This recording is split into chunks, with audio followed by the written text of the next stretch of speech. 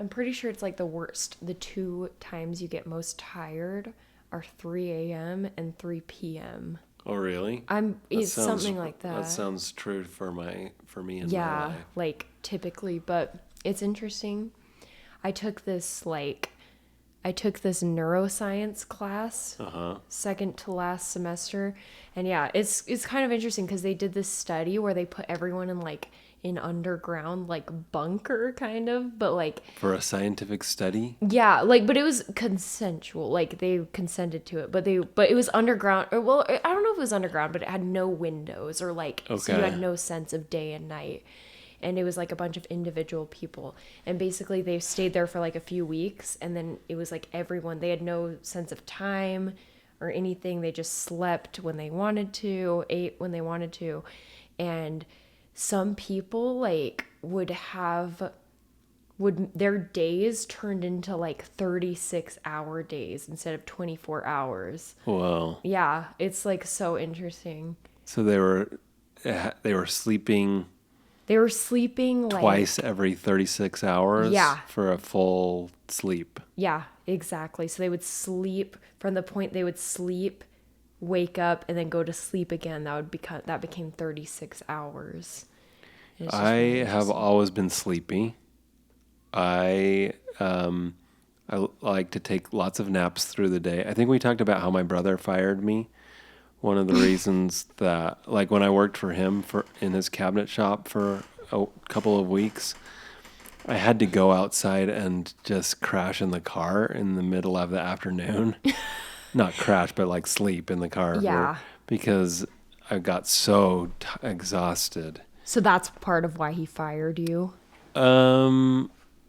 I Frank, you don't probably- think so, but who knows? But anyway, I was talking, because I used to come home when I was a teen, and I think this is the case for a lot of teens when they're growing, they sleep, right? Like they sleep more than adults do, you know?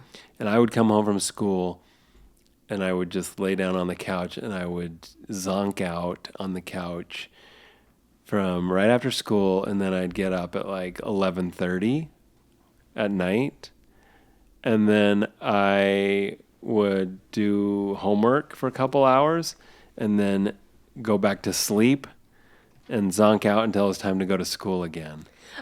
And that kind of freaked my mom out a little bit. Oh, really? Anyway, we had a family reunion this last week, and we were talking about how I was such a tired, sleepy person growing up, or whatever. And I was like, "Hey, look, Mom," and I turned out all right. I've been able to make a living, even though I was such a sleepy person.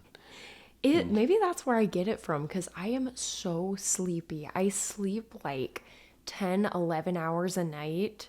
I take naps, not every day, but like some days. If you had seen our family like at church, my dad, even when he was bishop, he would be like like dozing off on the stand. That's so or funny. just being like, yes.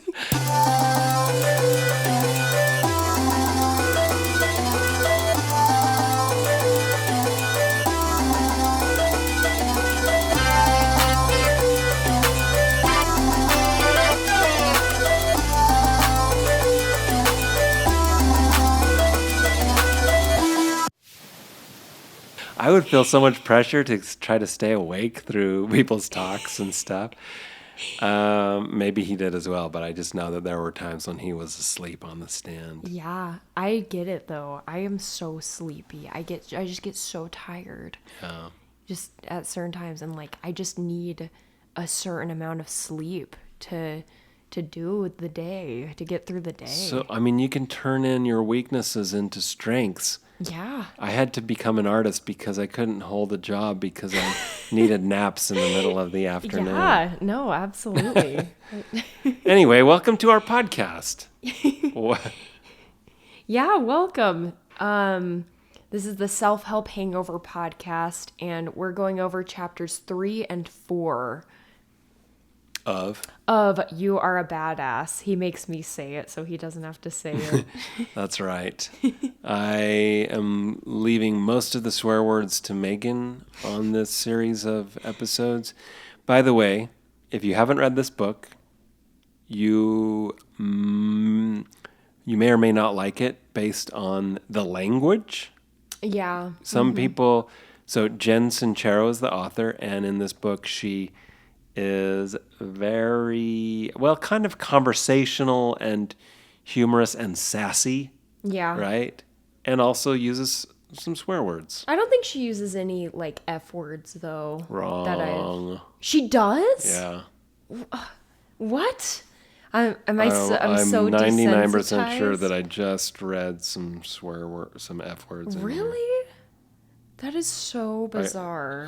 I'm willing to be corrected, but if I'm pretty sure that I did. I'm gonna Google that.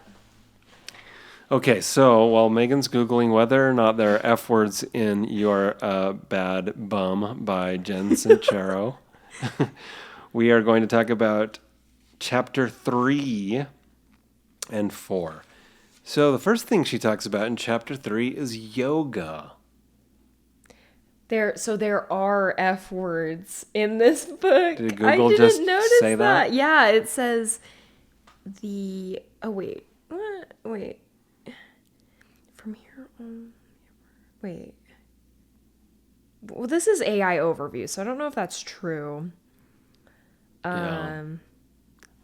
I'm pretty sure I read one fairly recently.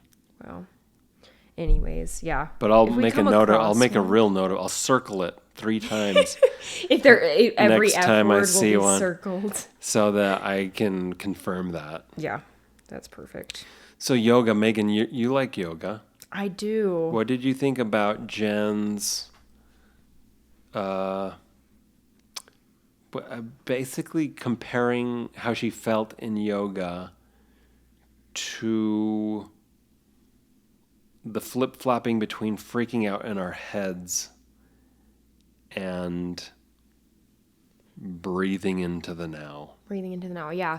So basically what she says is she likens it to her doing pigeon's pose, and she feels like she's like freaking out because everything hurts, and she doesn't know she's gonna be able to get out of it, and it just hurts, and then she tries just breathing, and then eventually she's able to kind of relax into the pose, and then she starts freaking out again.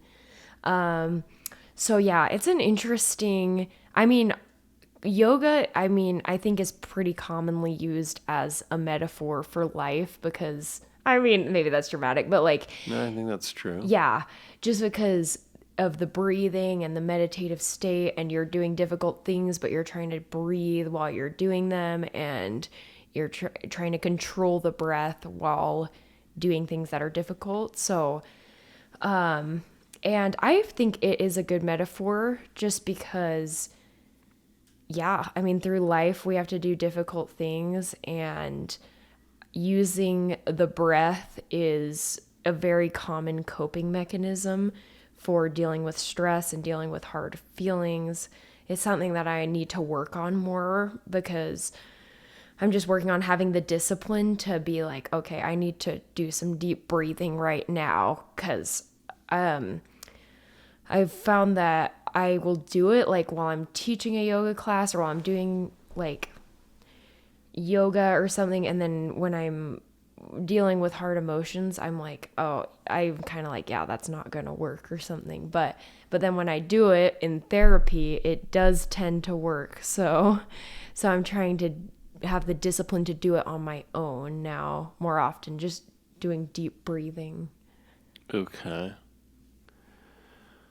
So it's probably a good, like you say, yoga is commonly kind of, well, it's to teach us about how we respond to life. Yeah, to an extent. And Jen picks up on that and describes that in her book. Have you ever heard the song Live Like You Were Dying? Yes, it's a country I have. song. Yeah. I hope one day you'll get the chance To live, Live like you would die. And it's about how he gets, I think, cancer probably, and then Oh, is that what it's about? And then he decides to do all these things like skydive and ride a bull and express love more freely and all these things because he knows his days are limited. It's like that movie, Last Holiday. Yeah. That's a really good one. Queen Latifah. My grandpa's favorite movie. Yeah, it's a good one. Yeah, it is a good one. And they got I won't do a spoiler. And they got the, hey, have you ever seen The Good Place? Just kidding. Okay. All right. So Jen says that the universe loves us so much that sometimes she delivers little wake-up calls. I know someone who got sucked through a dam and almost died, who now speaks of it as one of his most profound and life-changing experiences. Not that I'd wish that on anyone, but take heart in the fact that should you require some sort of catastrophe for your transformation, it can be cosmically arranged. What do you think about that? It's kind of like,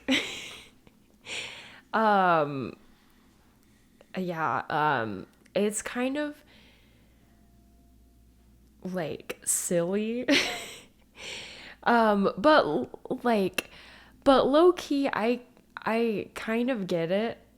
I've never had a life or death experience, but I feel like I've had emotional lows that I've been like, dang, like I'm gonna make a change here, or I need to like I need to make a change in my life or something.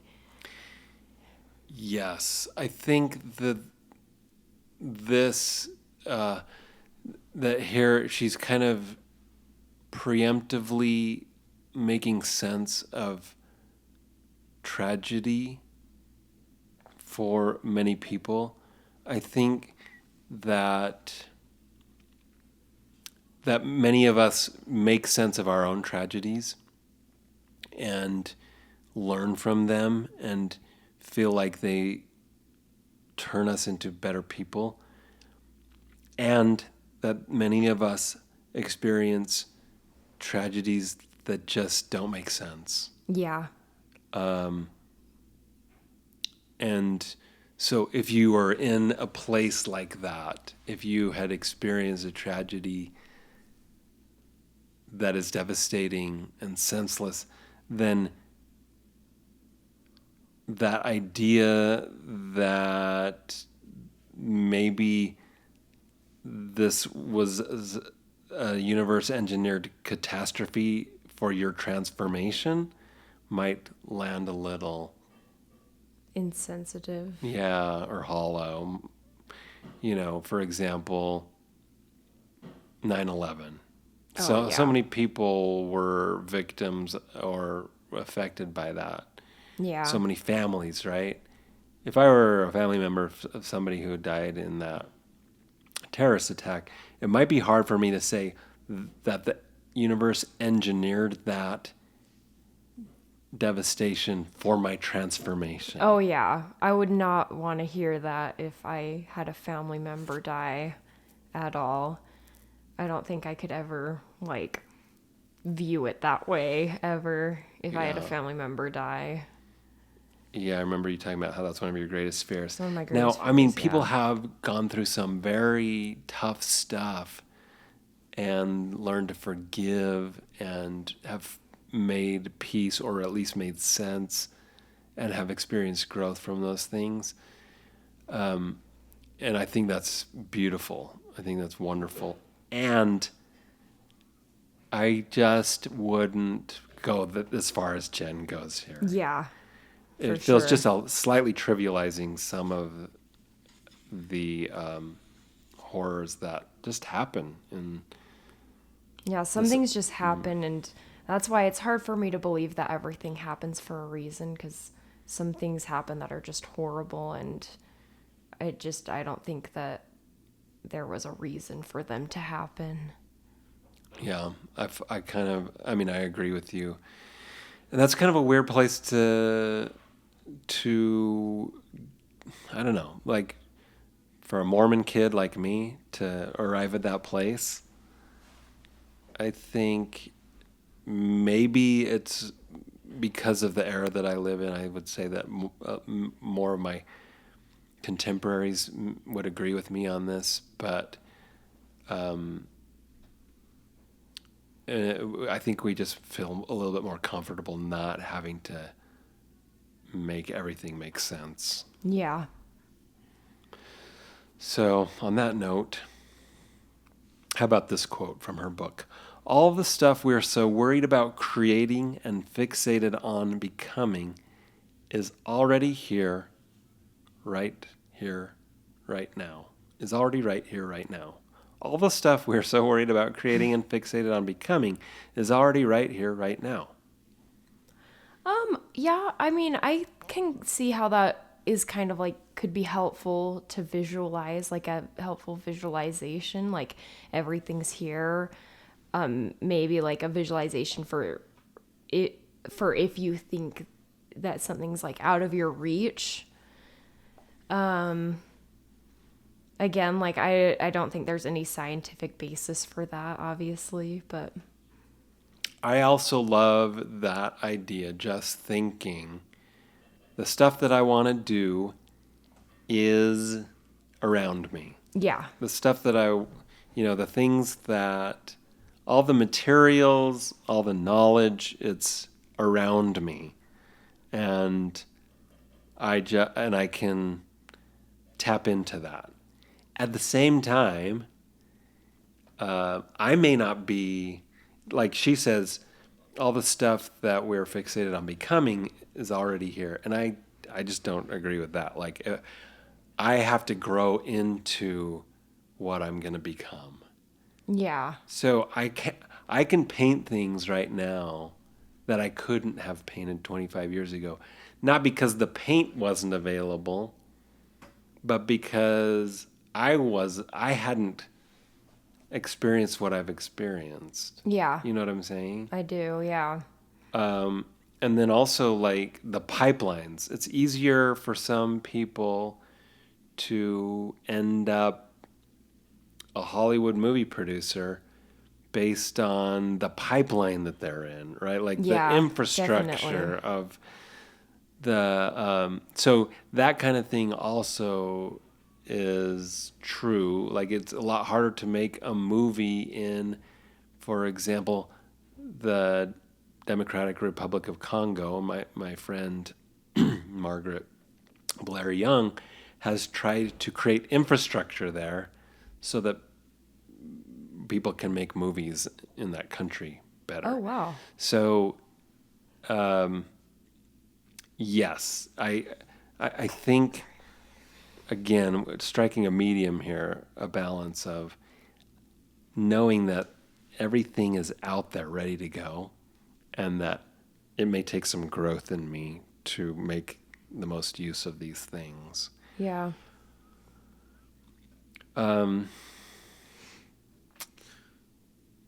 It's not that, I'm quoting here, it's not that the things and opportunities that we want in life don't exist yet. It's that we're not yet aware of their existence or the fact that we can really have them. And that goes back to what I just said. I think it's largely true, but also there are like pipelines and connections matter, Yeah, for sure. So that's Yeah. my thought there.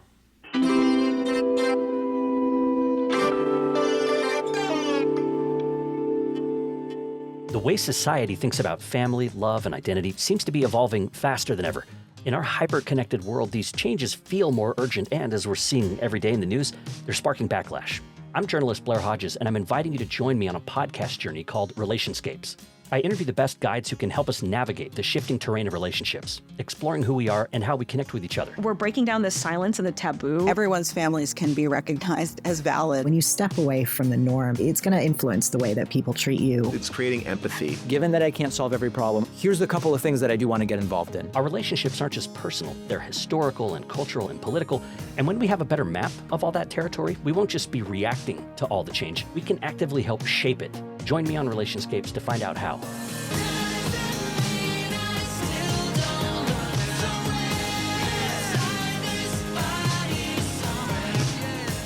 These are awesome questions, by the way. You're killing it. I'm like, this is like one of the best podcasts I've done.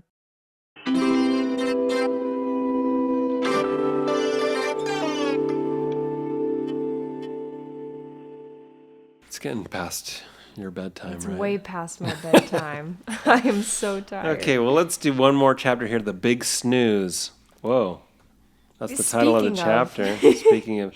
But do you remember what the big snooze refers to? Yeah, the big For her. snooze is what she refers to the ego as. Yeah, she's like, I'm going to stop calling it the ego, and I'm going to start calling it the big snooze. Yeah. You guys cool with that?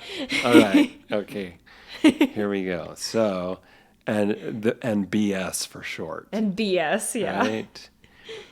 Okay. Your true self, she says, lives in the present, not stuck in your head. Wait, that sentence doesn't make sense. Your true self lives in the present, totally believes in miracles, and is one with the universe. Your true self, as opposed to your ego. There's the ego, or the big snooze, that is like this other part of you. But your true self lives in the present, not stuck in your head, totally believes in miracles, and is one with the universe. Thoughts? So I guess, yeah, like, I mean, it kind of goes back to what I said, like, earlier about, like, I think you could get wrapped up in, like, the positive thinking thing, like, if you're not, like, being, like, one with the universe all the time, that could, I don't know, that just is something that would maybe send me into a spiral, but I do like that overall. Okay. Generally. Yeah. Okay, what do you think about this? We live in a fear-based society, quote, that loves to get all uppity toward people who wake up from the big snooze, blast out of their comfort zones, and follow their hearts into the great unknown. Oftentimes taking great leaps of faith is labeled as irresponsible or selfish or insane. Until you succeed, of course, then you're brilliant. Yeah, I mean, I agree, I can see, like, what I agree with about this is, like, yeah, I think, like, people do get upset when you kind of, like, disrupt your, like what you're supposed to do, quote unquote. I think people, whether they're worried about you or jealous of you, people generally will be upset when you make a big change. And I think that's either, like, one, maybe family is going to be upset because they're worried about you, or someone's going to be jealous of you because maybe you're doing something that they're afraid of doing. One thing that I would change is I don't think people are always happy when you succeed, like, which is, like, sadly, like, sometimes if people are jealous of you, then, like, if you succeed, I don't think they would necessarily be happy about that. Okay, so you're actually taking a slightly darker view of the way people would react when you succeed. Maybe, yeah, like, I mean, I just think there's, like, two, like, categories of that, like people who are worried about you and people who don't want to see you succeed. Have you experienced these things in your own life, Maegan? Honestly, no, not really, because my family is super supportive and my partner is very supportive. And I just don't, and I feel like my friends are very supportive of me too. So I don't really feel like I have, which is really lucky. I'm trying to think if I ever have. But I feel like from hearing your story, you definitely dealt with that when you wanted to become an artist.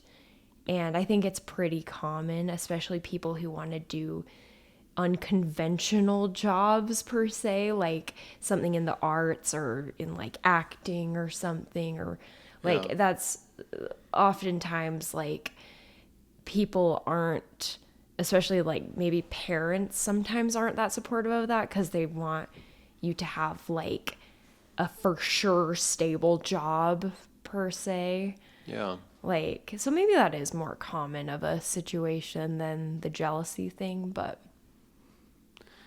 Yeah, I mean, yes. So maybe I have talked about this too much already, but when I declared an art major and told people I was going to pursue art, I received, I got phone calls, stopped in the hallway at church. Various people wanted to let me know that they were worried, yeah.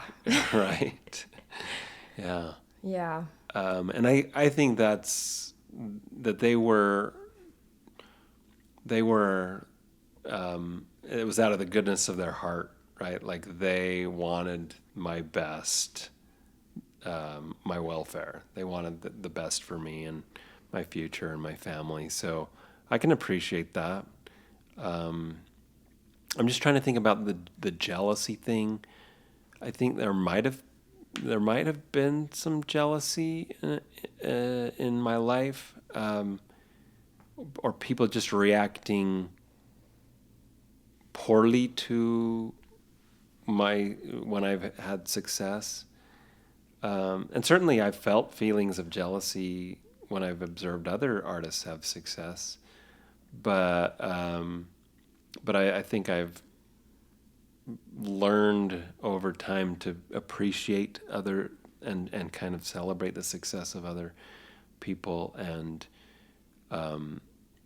hopefully, I believe that there's room for my art friends to have success in addition to myself. Yeah. Just trying to think what else I want to say about that.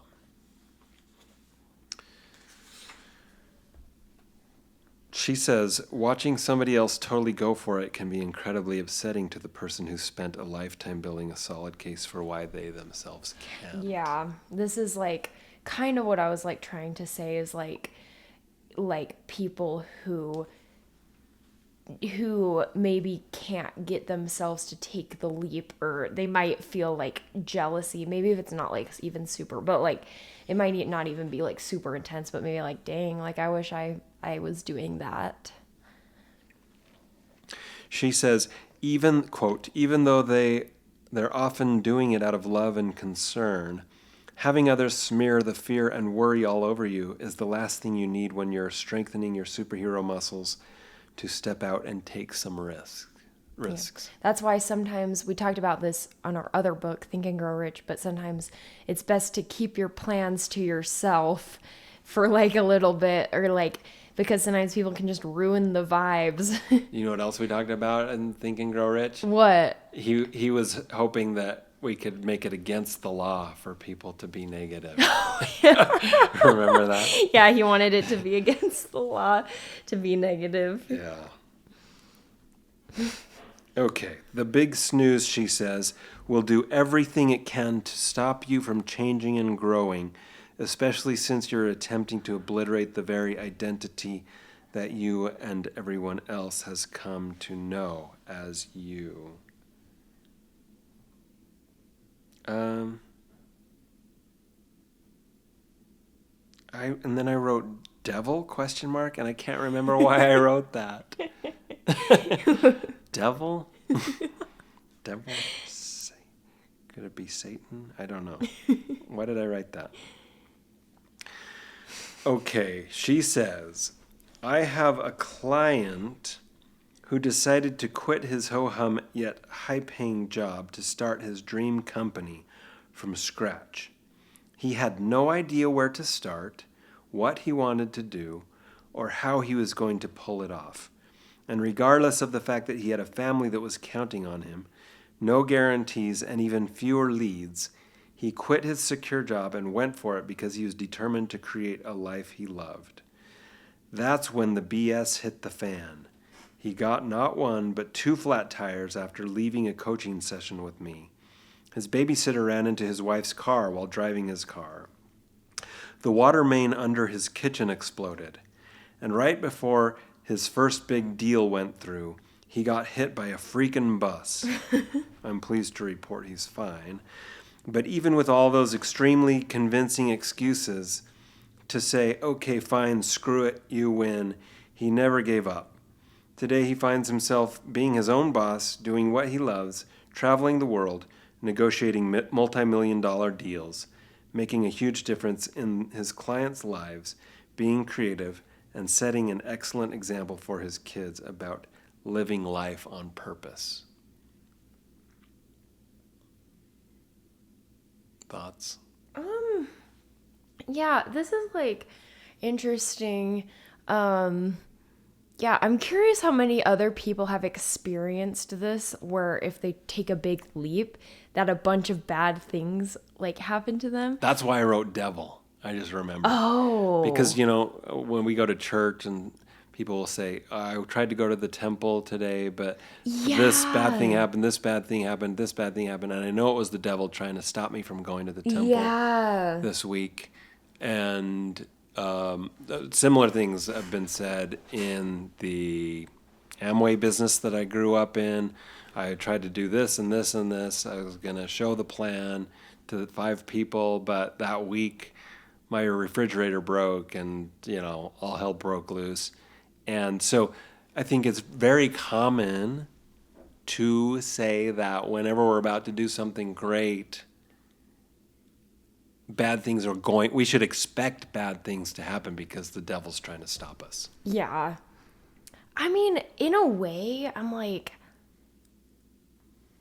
it maybe is like a better thought process than thinking like all these bad things are happening, which is a sign from the universe that I'm not supposed to do this or something. I don't know. When I was hearing this, it was like almost a little bit comforting to me because it's like I just could see myself being in this position, like doing something and then bad things happening and being like, I'm not supposed to do this. So when you're going to read it if you're going to read it as a sign, you might as well read it as a sign that it's opposition in anticipation of the great thing that you're going to do rather than a sign that I shouldn't do this. Yeah, exactly. Yeah, because I just know in my mind, like I could very easily go there. But why is that not just as valid an interpretation of the sign? It is, but like it's just like it's like a manipulation. Like you're just like manipulating yourself, like for the better. Okay, so you're basically saying I'm going to choose to manipulate my mind into productivity and moving forward and taking this risk. Yeah, exactly. Okay. Yeah, instead of the other way. Interesting. One thing that comes to mind with me for this is this story I heard about. There's this big girl in Utah. I'm sure she would be fine with me sharing this because I heard about this on her own podcast where she shares this. She owns the company Dressed in Lala. I won't be sued for this, right? She already shared this story. What are you going to say? I mean, this is just like her story, but I mean, we can censor it out if we need to, but I don't think she would care. But she's from Utah. She's like owns this really big clothing brand. I haven't heard of that. Yeah, she's pretty cool. She's actually friends with Kinsey Madsen, my podcaster. Okay. I talk about her so much. Yes. So they're friends, but anyways, so when she was starting out, she worked for another clothing company and she started her own like clothing company, I guess. And it was just like kind of small, like she was just kind of selling clothes here and there. Anyways, one day she gets pulled into the office of this company she's working for, and they like brutally fire her. like basically being like, you started your own clothing company, like you need to like delete it, you need to like block all of your contacts you've gotten from here, like, and you're like fired, like super brutal. Like, Was that part of her employment contract? Like a non-compete or something? I'm not sure. I don't know. She didn't say about that, but anyways, like it was like a really bad, like she was like really, I think, Because if traumatized you're by it. firing somebody, you can't tell them to delete anything unless it's like in your employment contract. Yeah. So I have no clue. But anyways, so she like was fired, obviously, and she took out, I think she said she had like $3,000 on a credit card, and she like, and her husband like used that to buy a bunch of like inventory for her business. And that's like where she started, and like that, like that's when she's like started getting really serious about it, and like now it's this huge thing. Anyways, it just kind of like made me think about that, because when she like started it, she got like brutally fired from this company, and she kept going. So now it's like this. That's an interesting story, and relating it back to the story that Jen says here, it's way different in that she knew what she wanted to do. Yeah. Whereas in the story that Jen tells, she said he had no idea where to start, what he wanted to do, or how he was going to pull it off. I mean, like, I think that's one of the reasons this book also gets criticized again, is just like taking these giant leaps with no plan. Yeah. Did he really not have any idea what he wanted to do? Yeah. I usually recommend people at least get some sort of plan before they make a leap like that. Yeah. I do think that at some point, if you're doing something entrepreneurial, it's going to take more than a 40-hour work week some weeks. Like, you are going to really need to focus your mind and energy into that project at some point. Yeah. So a leap, a big shift like that is probably going to need to happen. You're probably going to need to step out a little bit into and leave your previous money-making ventures in order to focus on this new one. And that may require a leap of faith. But I just think a plan. You gotta at least have a plan for sure. So anyway, that's my take on that story. Get a plan. All right.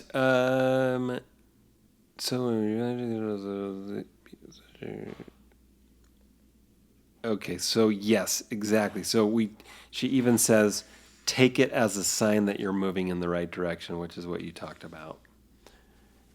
And that's it. That's chapters 3 and 4. Awesome. And any final thoughts? I don't think so. Yeah. Do you have any final thoughts? No. Thanks for joining us on this week's episode. Please leave your thoughts, comments, questions in the DMs of the Self-Help Hangover podcast Instagram. Yeah. Megan will read those, and we may bring them up later in our wrap-up episode on this book. For sure. We have a Patreon now. There are episodes that you can only access through the Patreon. Well, an episode that you can only access through the Patreon, but we'll record more moving forward. And thanks for tuning in. Yeah, thank you so much.